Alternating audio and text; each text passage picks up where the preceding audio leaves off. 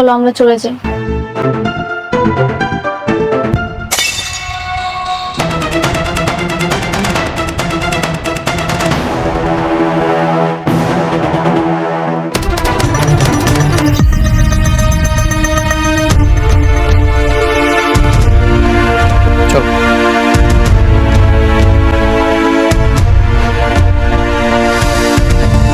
Madam, উনি আপনার husband বলে এখন কিছু বললাম না, তা নাহলে ওনাকে বুঝিয়ে দিতাম আপনার পছন্দ করা জিনিস ভাঙলে তার ফলাফল কি হতে পারে।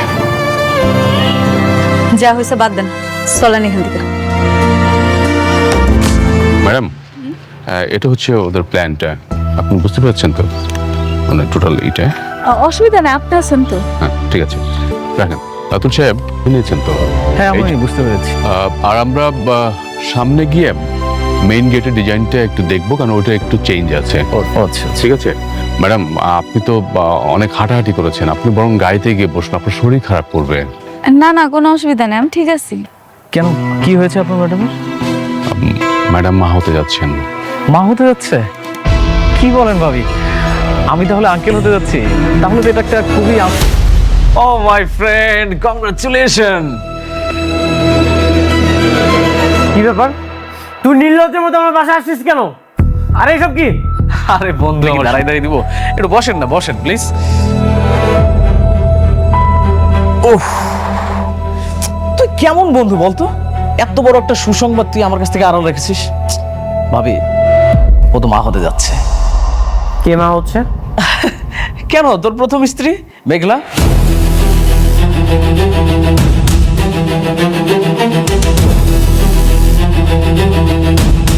আমাদের সংসারে কোনো ঝামেলা করার জন্য রাতুলকে পাঠিয়েছে। আমি বিষয়টা দেখছি।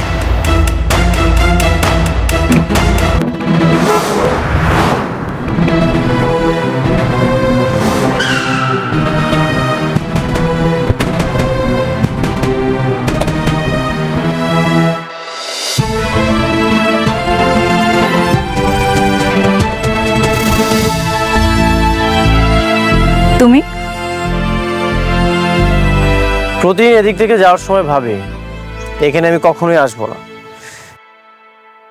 কিন্তু তুমি মাঝে মাঝে এমন একটা কাজ করো বাধ্য হয়ে আমাকে এখানে আসতে হয়। তুমি আইছো কেন? কিন্তু তুমি রাতুলকে দিয়ে আমার সংসারে কেন আগুন জ্বালাচ্ছ? কি চাও তুমি? সংসার? তোমার সংসারে আগুন জ্বালামো আমি? তাহলে কেন রাতুলকে দিয়ে আমার বাসায় মিষ্টি পাঠালে? কেন বলেছো আমি বাবা হতে যাচ্ছি? কেন এসব মিথ্যা নাটক সাজিয়েছো? আমি কোনো মিথ্যা নাটক সাজাইতেছি না, আমি সত্যি সত্যি প্রেগনেন্ট, আর আমার গর্ভের সন্তান তোমার। কি? হ্যাঁ, এবারও পারলে তোমার চাচা চাচিরে কইও আমার পেটের সন্তানটা এসে নষ্ট করে দিতে।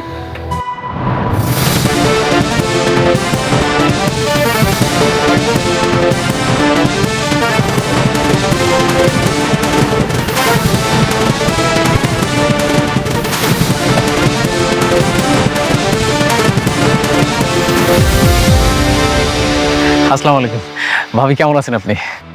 রাতুল সাহেব, আপনাকে ম্যাডাম ভাবি ডাকতে নিষেধ করেছেন, আপনি আজ থেকে ভাবি ডাকবেন না, ম্যাডাম ডাকবেন।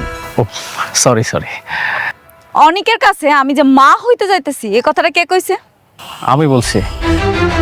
অনেক যতই খারাপ মানুষ হোক, কিন্তু আমার কাছে মনে হয়েছে যে হাজার হলেও তো ও আপনার সন্তানের বাবা, তাই আমিও বন্ধু হিসেবে ওর কাছে মিষ্টি নিয়ে গিয়েছিলাম, কিন্তু ও তো আমার সাথে খারাপ ব্যবহার করলো। আপনার আমি কতবার বলছি আপনি আপনার কাজে কাজ রাখবেন, আপনি আমার কোনো কথা শুনেন না, আপনি কাজটা মোটেও ঠিক করেন নাই। অনেক মনে হয় কিছু জানতো না, তাই না? আপনি ওকে কিছুই জানান না? না, আমি জানাই নাই, আর আমি জানাইতেও চাই নাই। আপনি এইবার বলছেন বাচ্চা গেছেন, পরের বার যদি বলছেন না আপনার কিন্তু খবর আছে। রাতুল সাহেব, আপনাকে যে কাজটা দেওয়া হয়েছে সেটা মনোযোগ সহকারে করেন, পার্সোনাল ব্যাপারে। আর মা প্লিজ একটু মাথাটা ঠান্ডা রাখা। আর অনেক, আমার মেয়ে কিন্তু তোকে অনেক বিশ্বাস করে, অনেক ভালোবাসে। সো আমার মেয়ে যা চাচ্ছে তুমি সেইভাবে চলবে। যদি এদিক সেদিক হয়, আমার কিন্তু ভয়ঙ্কর রূপটা তুমি দেখতে পাবে। বৃষ্টি, বিশ্বাস করো আমি কিছুই জানি না, আমার সাথে অবশ্যই কোনো না কোনো চক্রান্ত হচ্ছে। সন্তানের জন্য যদি ওরা আবার দুইজন এক হয়ে যায়, আমার কাজটা যদি ও অনেককে দিয়ে দেয়, তাহলে তো আমি রাস্তার ফকির হয়ে যাবো। একদম। আর সেই জন্যই আমাদের এমন একটা প্ল্যান করতে হবে যেন তাদের মধ্যে যে সম্পর্কটা আছে, মানে খারাপ সম্পর্ক, সেটা আরো খারাপ যেন হয়, কোনোভাবে যেন ভালোর দিকে না যায়। কিন্তু সেটা কিভাবে? I have a plan. সেটার জন্য আমাদেরকে শুধু একবার অনেকের বাড়িতে যাইতে হবে। আমার বড় বউ নাকি গর্ভবতী?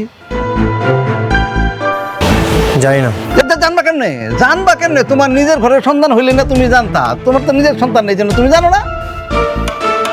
মানে মানে খুব সহজ, মানে খুব সহজ। তার পেটে যে বাচ্চাটা আছে সেই বাচ্চাটার বাপ অন্য কেউ, তুমি না। হ্যাঁ, কি বলতেছেন? তাহলে এই বাচ্চা কার? আরে শোন না, রাতুলের কাছে শুনলাম তোমার বউ আজকাল নাকি নাইট ক্লাবে যায় আর অনেক পুরুষের সাথে উঠা বসা আছে, তারপর টাকা পয়সার কোনো অভাব নাই। এমন ওই বাচ্চার বাপ যে কেটা তোমার বউ নিজেও তো জানে না।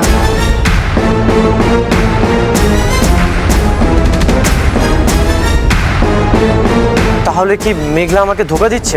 অবশ্যই।